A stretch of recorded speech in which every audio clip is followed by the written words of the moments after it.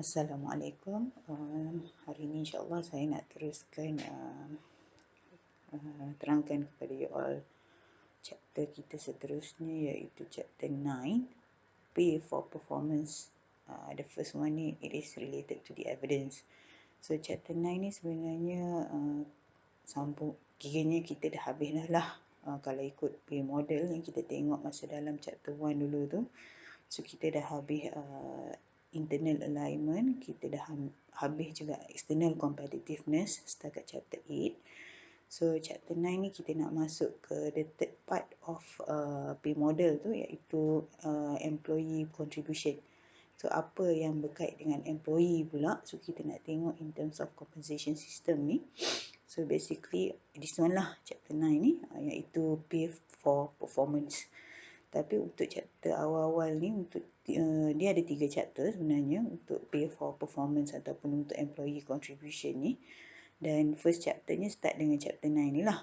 The first one ni dia cerita pasal evidence. So evidence ni nak cerita tentang apa sahaja teori, apa sahaja kita kata history yang menyebabkan compensation system ni perlu ada contribution daripada employee tu, kena masuk sekali ke dalam compensation system tu, barulah dia akan dinilai sebagai adil kepada employee tu sendiri. So that's why at least you all kena tahulah sikit sebanyak apa dia pay for performance plan ni. Okay.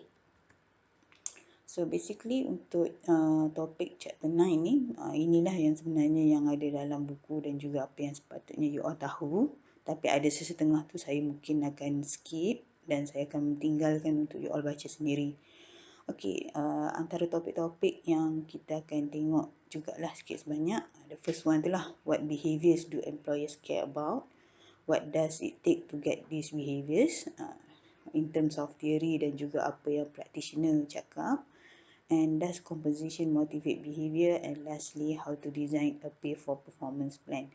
So untuk in terms of theory tu mungkin saya tak cerita semualah sebab dia berkait dengan motivation theory, dan mostly semua theory tu you all dah belajar.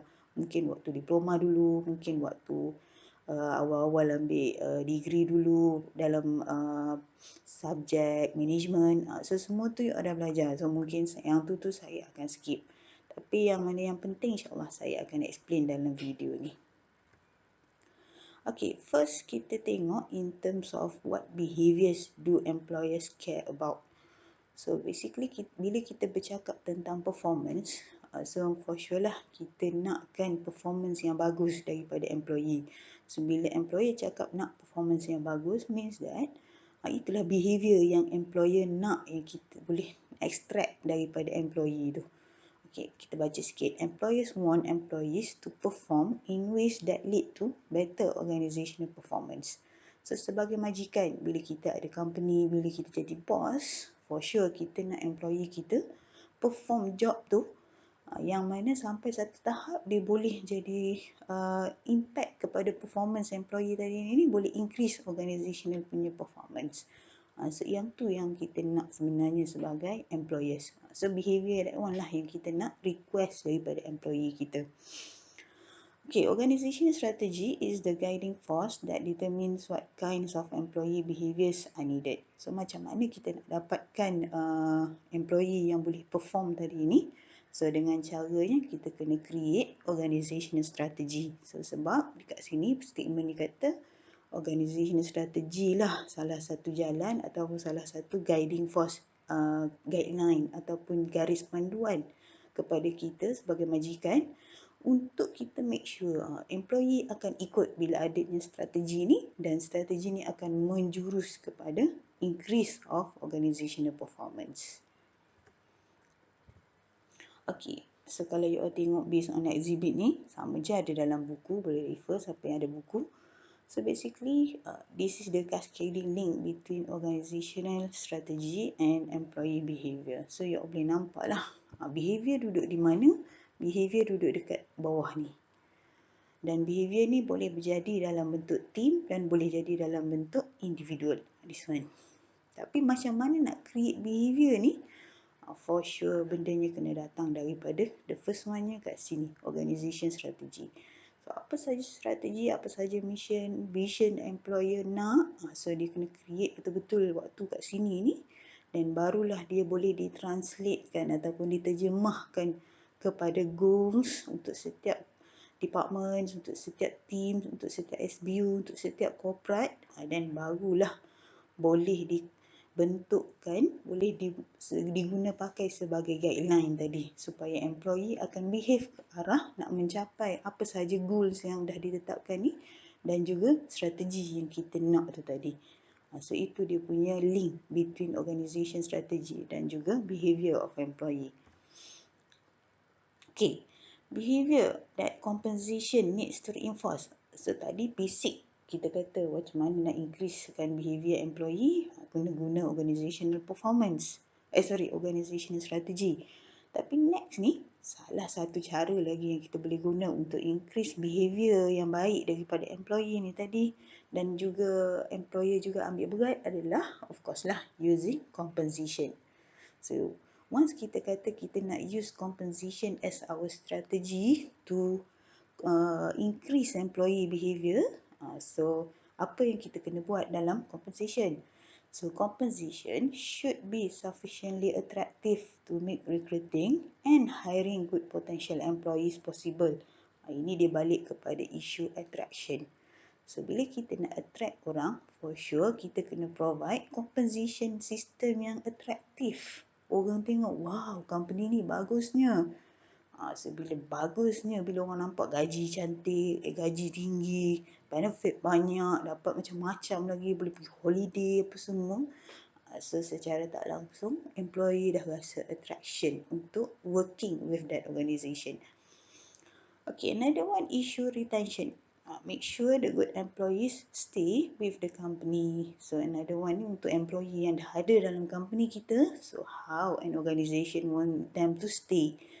So, of course, kita kena compensate employee, current employee tu dengan cara yang sepatutnya, dengan jumlah compensation yang sepatutnya. Barulah retention tu akan berlaku. And of course lah, another one tu, so compensation juga in terms of building further knowledge and skills. So, kita galakkan employee untuk pergi training, increase dia punya knowledge. So, bila dia dah ada knowledge, bila dia dah ada skills, for sure juga compensation system dia juga akan meningkat. Dia akan dapat lebih lagi daripada organisation tu. So, secara tak langsung, employee nampak semua tu, attractiveness tadi, dalam compensation package yang company bagi, for sure dia akan bekerja dengan lebih baik untuk increase dia punya performance dan juga organizational punya performance.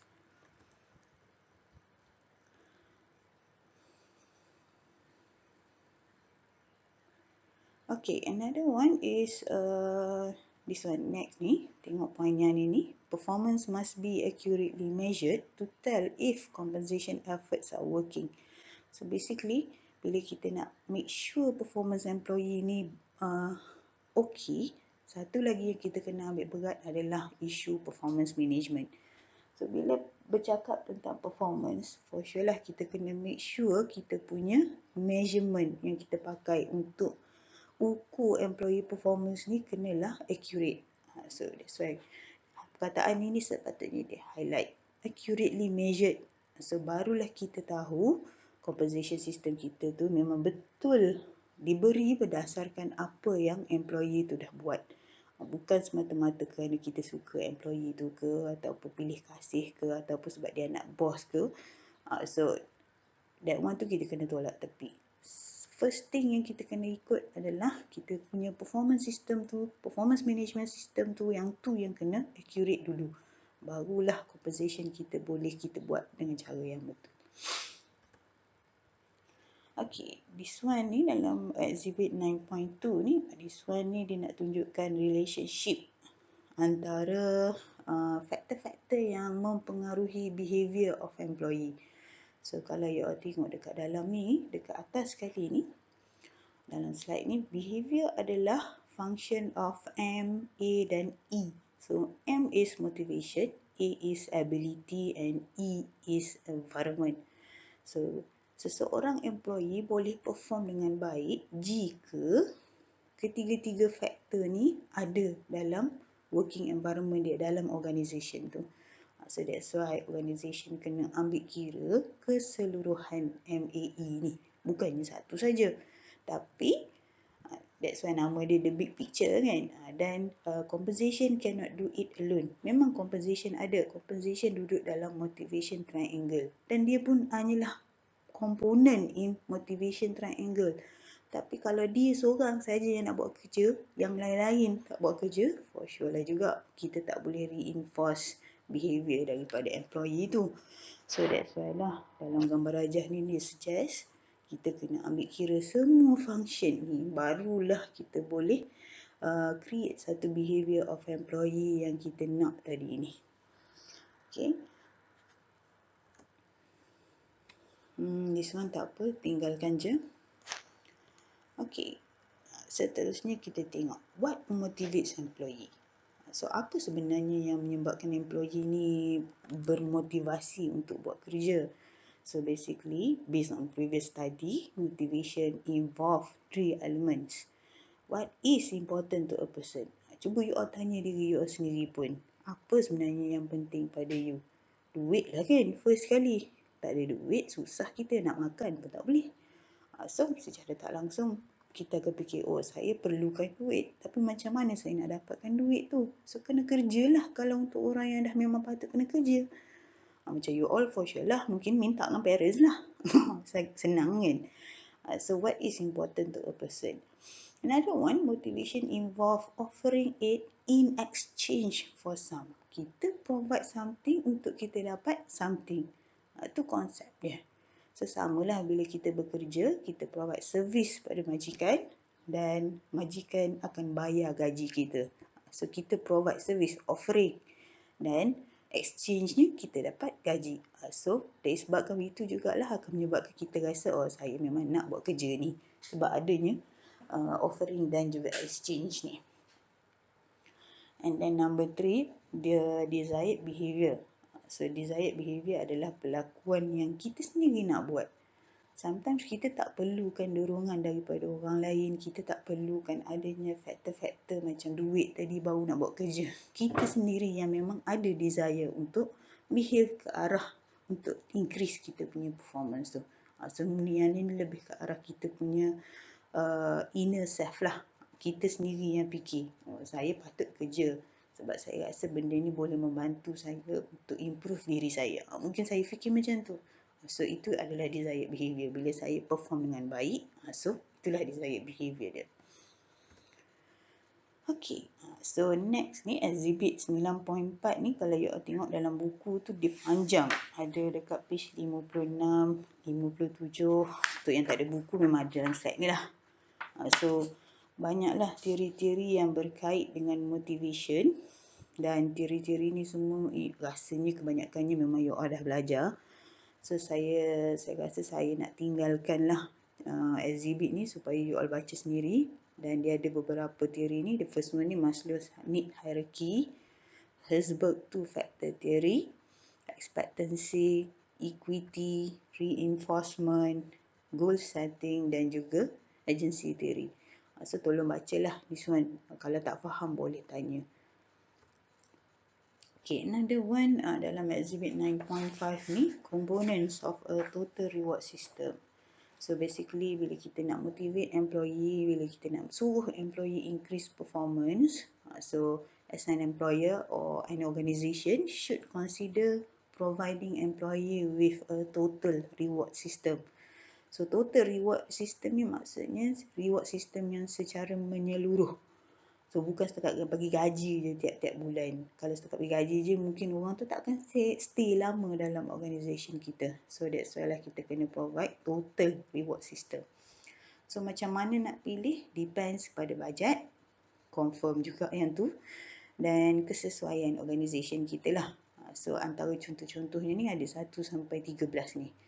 So selalunya yang of course setiap company ada adalah compensation. Benefit tu insya-Allah semua ada juga. Tapi yang 3 sampai ke 13 tu mungkin lah tak banyak company yang ada. So kalau kita boleh provide compensation, kita gabungkan compensation and benefit, dan juga benda-benda lain ni 3 sampai 13 point ni. So mungkinlah kita punya sistem reward kita pada employee tu akan memotivatekan employee untuk buat kerja. So itu kepentingan dia, kita kena tahu total reward system. So yang ni saya tak nak baca satu-satu juga, saya tinggalkan you all untuk baca juga. Tak faham boleh tanya. Okay, another one dalam buku dan juga dalam slide ni kita ada wish components ataupun komponen-komponen upah. Dan nama-nama ni saya rasa you all agak familiar, cuma you all tak tahu apa sebenarnya dia. Kan? Dan kenapa kita kena belajar? Of course lah kita belajar benda ni sebab dalam composition. Dan dia ada level of risk. Bagi setiap wish component ni, bila kita nak bagi pada employee, dia ada risiko dia kepada employee itu sendiri. So that's why lah, at least kalau sebagai student HR, nak tak nak you kena tahulah kalau you nak bayar benda ni, apa akan jadi kepada employee ni. Okay, so this one ni pun saya tak mampu juga nak go through satu persatu sebab banyak. So saya tinggalkan juga you all tolong baca. Yang ni tolong baca, yang ni penting. At least you kena tahu apa definitionnya untuk setiap satu wish component ni. So basic dia you kena tahu macam ni. Wish component ni maksudnya gaji, basic salary ataupun duit yang kita nak kena bagi kepada employee. So dia bukan benefit, dia ni adalah gaji ataupun duit. Memang nak tak nak kena bayar, tapi dia ada perbezaan untuk setiap satu nama dia tu. So dia berubah, ada yang berubah-ubah, ada yang memang fix setiap bulan employee dapat. So at least tolonglah baca dulu yang ni. Ni sambungan dia, which component ni tadi. So dia banyak lah sebenarnya. Okay, lagi ni pun sambungan dia. Ni pun sambungan dia. Okay, habis. So dia berakhir dengan mana tadi? This one, risk sharing plan. So tolong baca yang ni dulu. Okey, isu seterusnya. Persoalan kita. Does compensation motivate behavior? So, adakah compensation yang kita belajar ni boleh motivate behavior of employee? Of course lah kan, kalau fikir logik. Ada duit, company sanggup bayar lebih. For sure saya pun sanggup buat kerja. So, tapi adakah bendanya sesimpel tu? So that's why lah banyak research dah dibuat untuk determine adakah basically compensation ni memang motivate behavior of employee. Okay, so kita tengok sikit. Key factors influencing a person's decision to join a firm are the level of pay and pay system characteristics. So basically kat sini dia kata based on previous study, kebanyakannya manusia ni join satu-satu company bekerja disebabkan level of pay, gaji dia tinggi, dan juga pay system karakteristik dia memang menarik. Dia gabung macam-macam total reward tadi tu. Contoh kan, dia bagi basic salary yang tinggi, dia bagi benefit yang banyak, dia bagi pula social interaction, dia bagi holiday package, macam-macam lah kan kita kata. So bila ada pay system karakteristik yang interesting, yang menarik, for sure orang akan join company tu. So orang akan buat decision, saya nak join company tu. Okay, job candidates look for organisation with reward system that fit their personality. Ni you all nanti pun sama lah ni. You akan cari kerja yang mana reward system yang diorang provide tu memang you rasa boleh masuk. Boleh masuk dengan kehendak hati you. Kalau you rasa tak boleh, you tinggal je lah job tu. Walaupun you dapat, you tak akan pergi lapor diri. Sebab you rasa apa yang dia bagi tu tak sesuai dengan personality you. So itu pula yang jadi satu isu lagi. Okay, another one, reward system should be designed to attract people with desired personalities and values. So disebabkan tadi kita kata job candidate ni memang akan cari reward system yang fit dengan dia punya personality. So as an organisation or as an employer, you should design a reward system yang boleh attract people dengan different personalities yang tadi. So kalau kita ada duit banyak, company kita besar, so tak ada masalah untuk kita design reward system yang berbeza-beza kepada employee. Kalau kita rasa itu yang boleh attract employee tu dan retain employee tu bekerja dengan company kita selama mana yang boleh. So tak salah lah. Sebab itu yang boleh motivate employee tu untuk kerja dengan kita. So kita akan menang dekat situ kalau kita boleh buat benda tu. Okay, another issue. Do people stay in a firm or leave from the organisation because of pay? Orang ni nak ke kerja dengan company, nak stay ke dengan company ni? Ataupun orang ni akan turnover, lompat kerja disebabkan gaji. Selalunya logik juga kan? Okay, so first ni kita tengok sikit factors impacting turnover. Apa je sebenarnya faktor-faktor yang menyebabkan berlakunya turnover? Pay based on individual performance. Sometimes ada sesetengah orang dia tak suka gaji dia dibayar berdasarkan performance individu. Dia nak dia dibayar berdasarkan teamnya performance ataupun organizational punya performance. Ada sesetengah orang dia suka macam tu. Kalau saya tak suka. Saya suka individu punya performance. Itu lagi adil bagi saya. Tapi ada orang nak dia punya sistem tu bukan berdasarkan individu punya performance. So bila macam tu dia akan tukar kerja lah. Dia akan berhenti dan cari kerja lain. Okay, ada juga orang tak suka group incentive plan. Macam saya tadi lah, saya kata saya tak suka group incentive plan. So, saya tak mungkin kerja dengan company yang provide group incentive plan.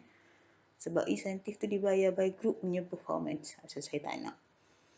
Okay, another one, level of employee satisfaction with pay. Yang ni banyak lah berlaku. So, bila dia rasa tak satisfied, gaji tak cukup. Sebenarnya dari berbanding dengan job. So, maksudnya in terms of fairness, dia punya payment system dengan apa job yang dia buat tu tadi tu tak berlaku. So, dia rasa not satisfied dan dia akan buat turnover. Dia akan berhenti kerja. And another one, issue changing basic salary, base pay. So, yang ni pun juga jadi masalah. Kalau kata company mungkin ada masalah, tak boleh nak, mungkin ada isu kekurangan dana macam sekarang ni lah, musim COVID-19, company still nak operate tapi company terpaksa kurangkan basic salary employee disebabkan tak cukup income, tak cukup profit nak bayar kan. So, mungkin disebabkan tu juga akan berlaku turnover. Okay, sambung lagi sikit daripada yang tadi ni. Other rewards that influence the decisions to stay. So, apa lagi reward-reward yang kita boleh bagi supaya employee ni stay dalam organisation? So, kita kena provide work variety and challenge, development opportunity, social, status recognition, work importance dan juga benefits yang bersesuaian.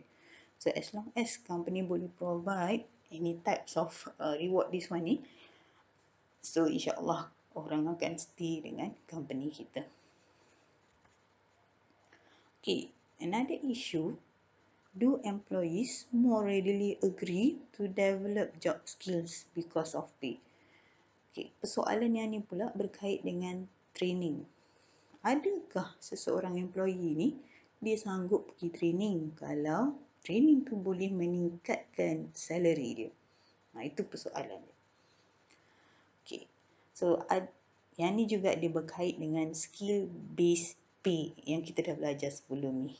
So, kalaulah employer ni atau organisation ni boleh provide skill based pay, so mungkin ada employee yang memang dia dibayar by skill based ni dan dia pergi training, gaji dia akan meningkat.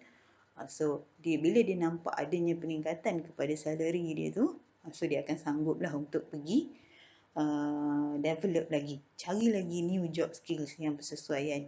So, yang tu mungkin. Okay, tapi dekat sini kita kata, evidence indicates that pay for skill may not increase productivity. Itu masalah juga. But it does focus people on believing in the importance of quality and in turning out significantly higher quality product. So kat sini based on research, dia kata pay for skill tak semestinya akan meningkatkan productivity. Sebab mungkin orang biasa je balik daripada training pun belum tentu dia akan guna 100% skills yang dia belajar tu. So tak meningkat pun productivity. Tapi dia kata kat sini, it does focus on people believing in the importance of quality. Cuma bila kita dah pergi training, so kita ada satu belief dalam mind kita, kita kata okay, saya punya job ni, bila output yang saya nak kena keluarkan ni, dia perlulah berkualiti, sebab kualiti tu penting. Sebab kita tak naklah nanti barang kita ataupun produk kita ni dipertikaikan pula disebabkan tak berkualiti tadi. So dia rasa kualiti tu penting. Dan secara tak langsung, so akan keluarlah satu produk yang higher quality. So kat situ benefitnya in terms of quality product. Tapi in terms of increase productivity, mungkin tak berlaku. Itu masalah dia kalau kita cerita pasal skill based pay ni. Okay, number tak sure dah saya number berapa. Tak apalah. Isu seterusnya ni, do employees perform better on their jobs because of pay? So kita kena tanya juga, adakah employee ni memang perform better, buat kerja lebih baik disebabkan juga payment system? Okay, a well-designed plan linking pay to behaviours of employees generally results in better individual and organisational performance. So, syarat dia mestilah well-designed plan. So, kalaulah design tu plan tu memang bentuknya memang dia cantik, link kita punya behaviour dengan apa sahaja company punya performance tadi ni, okay, so insyaAllah sistem tu akan jadi betul dan employee akan perform better. If the incentive depends on individual performance, applicants find the company more attractive. Untuk orang-orang yang mungkin dia rasa macam individual punya insentif lebih penting untuk increase dia punya performance. So kalau company implement sistem ni, for sure orang tu akan rasa company ni memang attractive. So dia akan perform dengan lebih baik. Okay, untuk team-based incentive in contrast are less attractive. Ni macam pendapat saya yang saya cerita tadi lah. So kalau saya rasa team-based incentive tak berapa nak bagus. So saya lebih suka individual punya incentive, baru saya akan perform dengan baik.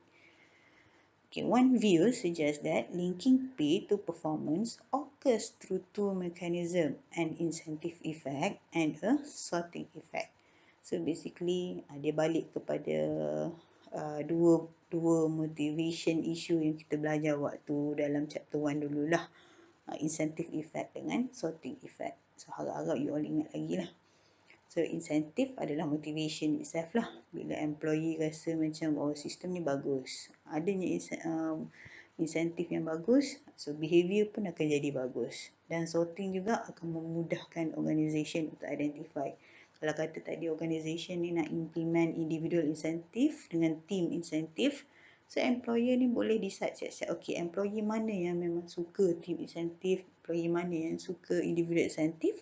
So dia dah boleh sort siap-siap dah. Boleh masuk dah mana-mana. Okay, kalau saya masuk individual. Kalau you all suka team, you all masuk team. So company dah boleh sort kita mengikut kita punya preferences. So bila boleh buat sorting tu, secara tak langsung, kita punya performance pun akan okay. Organisation pun akan dapat benefit daripada performance yang kita boleh tunjuk tu. Okay, then last sekali, in terms of designing a pay for performance plan ni, yang ini kalau kita nak design a pay for performance plan yang bagus, kita kena make sure 3 isu utama ni kena wujud dalam sistem kita. So sistem pay for performance kita mestilah efficient, strateginya kena bagus, structurenya kena elok, standards yang kita guna pakai tu mestilah ada keempat-empat elemen ni, in terms of objective, measures, eligibility and also funding. So kena ada efficiency, kena ada equity of fairness dan kena ada compliance. Bukan boleh buat ikut suka-suka kita sahaja. So kalau kita boleh masukkan ketiga-tiga factors ataupun elements ni dalam sistem kita, plan kita untuk bagi kepada employee tu, so insyaAllah kita punya pay for performance plan kita adalah yang terbaik. So itu yang kita kena consider, kena ambil berat bila kita nak design pay for performance plan. So then I think that's all. Thank you.